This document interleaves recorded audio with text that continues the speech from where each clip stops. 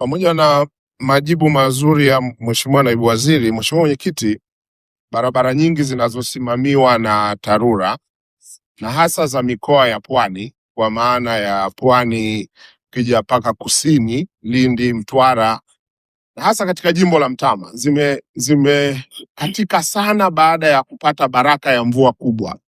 Na kwa kuwa tunaelekea mwisho wa msimu wa mvua, kukatika kwa hizi barabara kwa bajeti za kawaida hatuwezi kuzilipea.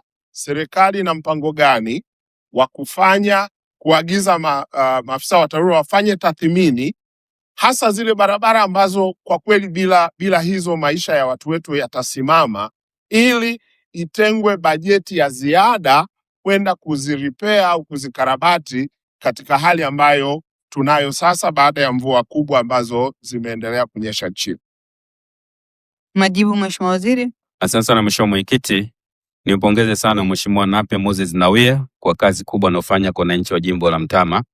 Lakini nimhakikishie ni kweli kwamba barabara zetu za ukanda wa Pwani, Kusini, lakini kote nchini kwa ujumla, kufuatia baraka ya mvua mwaka huu, barabara nyingi zimeathirika.